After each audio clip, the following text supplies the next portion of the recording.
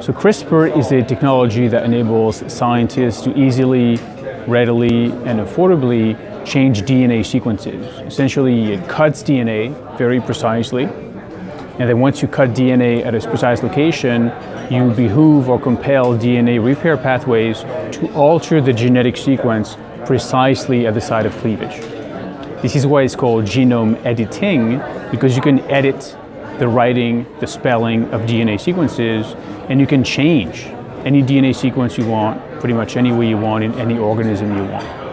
That means that you can change either a letter, a word, a sentence, or even you can change the punctuation, how heavily transcribed or not, expressed or not a particular gene is. Is it on, is it off, is it in, is it out, is it changed?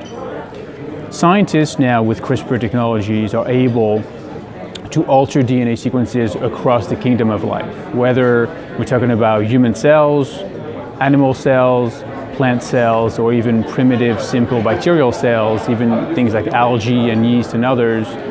Scientists, again, across the globe have access to this democratized, broadly available genome editing technology that enables them to change the genetic content of those organisms and either study them to understand how they work, or to create applications across biotechnology, food, agriculture, and pharmaceutical sciences.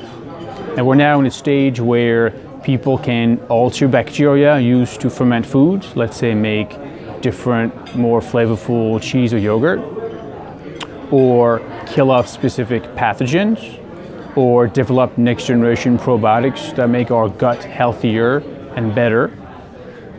Or you can alter things like plants.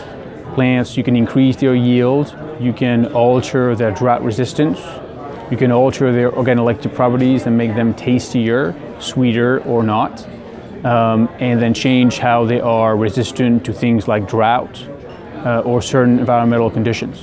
You can do the same thing with animals and alter their fat composition, for example. You can go into a pig and alter whether bacon would be more or less fat, or you can go into chickens and alter their immune system to make them maybe more resistant to pests in general and bacterial pathogens in particular.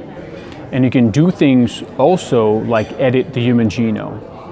And you can do things called gene therapies, whereby you have a faulty gene copy in your DNA you inherited from one of your parents, or maybe both.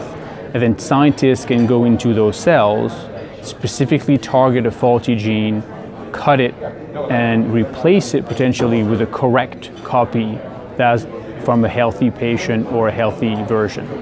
So you can go in and then cure genetic diseases, you can go in and target viruses and cut them out, you can go in and alter any trait you want multiplexibly, not just one particular sequence, but also combinations thereof.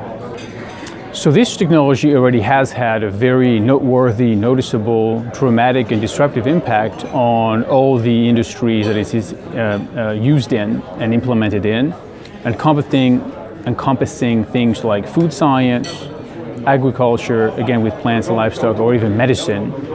And we are anticipating, for instance, the first series of human clinical trials to actually get started this very year, potentially by Q4 2018, possibly by Q1 2019, to go into the clinic and literally treat or assess the ability of those technologies to treat genetic diseases.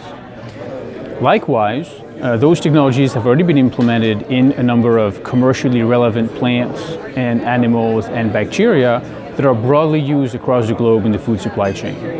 So we can make a more sustainable, healthier, more durable, more resistant, and also more affordable health-promoting food supply chain.